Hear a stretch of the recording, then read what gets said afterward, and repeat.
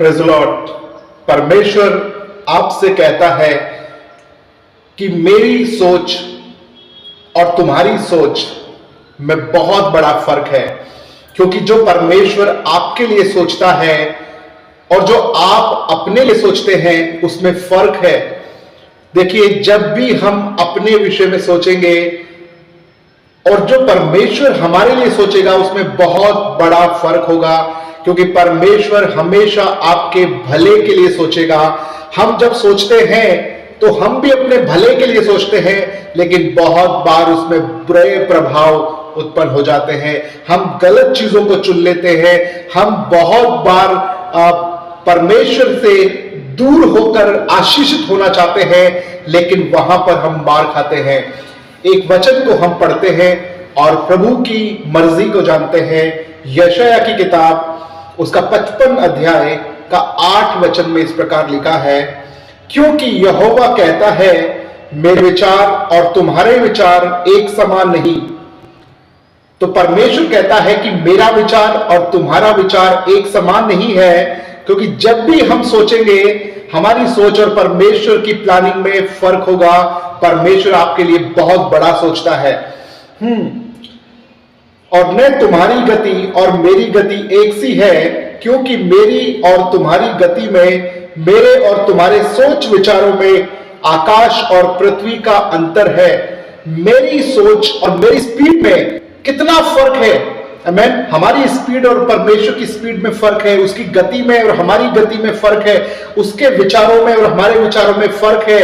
देखिए क्या लिखा है, अगर हम इसको 10 वचन से और पढ़ते हैं तो यहां लिखा है, जिस प्रकार वर्षा और हिम आकाश से गिरते हैं और वे यूं ही लौट नहीं जाते, वरन भूमि पर पड़कर उपज उपजाते हैं, जिससे बोने वाले को बीज और खाने वाले को रोटी मिलती है, उसी प्रकार मेरा वचन भी होगा जो मेरे मुख से निकलता है। वह व्यर्थ होकर मेरे पास न लौटेगा, परंतु मेरी इच्छा है उसे वह पूरी करेगा। जब परमेश्वर का वचन परमेश्वर के मुख से निकलता है तो वो बिना परमेश्वर की मर्जी पूरा करे वापस नहीं आता है। देखिए, हम तो बहुत सारी बातें अपने मुंह से बोलते हैं, पर वो पूरी नहीं हो पाती है, क्योंकि हम सक्षम नहीं है उन बातों को पूरा करने में। हम सोचते तो बहुत हैं, हम प्लानिंग बहुत करते हैं, योजना बहुत बनाते हैं, पर हमारी सारी योजनाएं सफल नहीं होती, हमारी सारी युक्तियां सफल नहीं होती है, हमारे सारे सोचे हुए प्लान सफल नहीं होते हैं। लेकिन ऐसा कोई काम नहीं जो परमेश्वर ने ठाना हो और वो पूरा ना हो। परमेश्वर जो आपको बनाना चाहता है, क्या वो कभी असफल हो सकता है? कभी नहीं।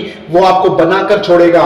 इसलिए वचन में लिखा है 11 वचन में, उसी प्रकार से मेरा वचन भी होगा जो मेरे मुख से निकलता है और व्यर्थ ठहरकर मेरे पास न लौटेगा, परंतु जो मेरी इच्छा है उसे वह पूरा करेगा।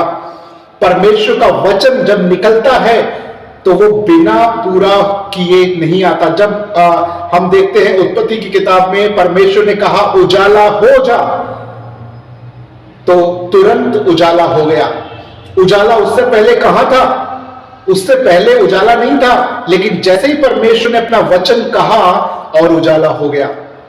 वैसे आज भी अगर हम परमेश्वर के वचन से अपने जीवन का निर्माण करेंगे, परमेश्वर के वचन को बोल बोलकर अपने जीवन का निर्माण करेंगे, देखिए हो जाएगा। जैसे उजाला हो गया, आपके जीवन में भी उजाला हो जाएगा। आपके काम बन जाएंगे, आपके बिजनेस में वो उन्नति मिलेगी, वो आशीष मिलेगी। आप वचन को क्लेम करें। जैसे परमेश्वर के मुख से निकलता है तो पूरा होता है। आज ये बाइबल ही परमेश्वर का मुंह है। इसी बाइबल से आप वचन को निकालें, अपनी परिस्थितियों के हिसाब से, अपने दिक्कत परेशानियों के हिसाब से वचन को निकालें और उन वचन को पढ़ें, उन वचनों को चिल्लाएं, उन वचनों की घोषणा करें और वो वचन आपके जीवन में पूरा होंगे। क्योंकि वचन में लिखा है कि उसका वचन व्यर्थ ठहरकर वापस नहीं आएगा, लेकिन उसका वचन उस काम को पूरा करेगा जिस काम के लिए वो वचन निकला है। आज इस बाइबल में से आप वचन को निकाल सकते हैं और अपने उन कामों के लिए रिलीज कर सकते हैं। उन कामों के लिए आप उनको वचन को क्लेम कर सकते हैं।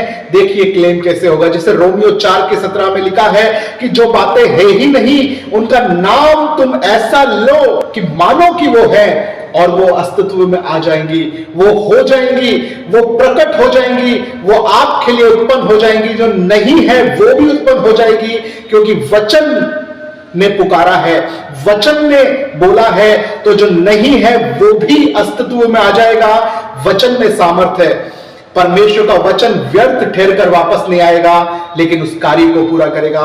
वचन की सामर्थ्य से अपने जीवन का निर्माण करें, आप उसे महान बना सकते हैं। Praise the Lord.